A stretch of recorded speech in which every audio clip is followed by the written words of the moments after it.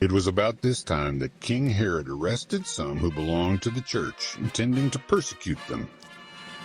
He had James, the brother of John, put to death with the sword.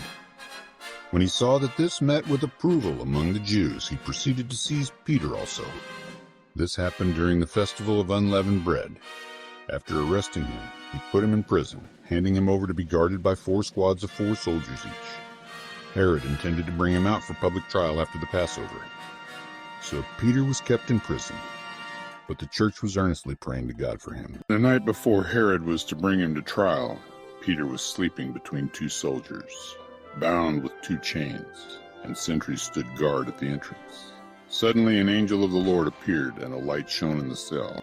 He struck Peter on the side and woke him up. "Quick, get up," he said, and the chains fell off Peter's wrists. Then the angel said to him, "Put on your clothes and sandals," and Peter did so. "Wrap your cloak around you and follow me," the angel told him. Peter followed him out of the prison, but he had no idea that what the angel was doing was really happening. He thought he was seeing a vision. They passed the first and second guards and came to the iron gate leading to the city.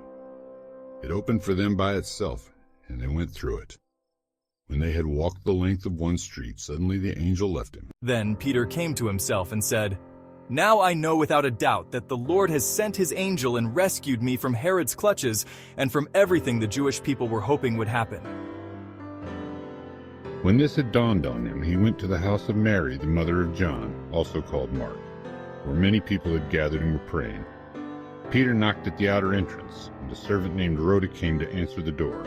When she recognized Peter's voice, she was so overjoyed she ran back without opening it and exclaimed, "Peter is at the door!" "You're out of your mind," they told her.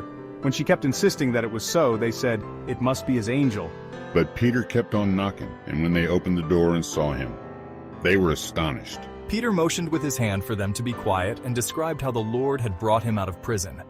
"Tell James and the other brothers and sisters about this," he said, and then he left for another place.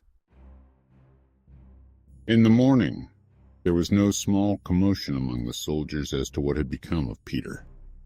After Herod had a thorough search made for him and did not find him, he cross-examined the guards and ordered that they be executed. Then Herod went from Judea to Caesarea and stayed there. He had been quarreling with the people of Tyre and Sidon. They now joined together and sought an audience with him. After securing the support of Blastus, a trusted personal servant of the king, they asked for peace, because they depended on the king's country for their food supply. On the appointed day, Herod, wearing his royal robes, sat on his throne and delivered a public address to the people.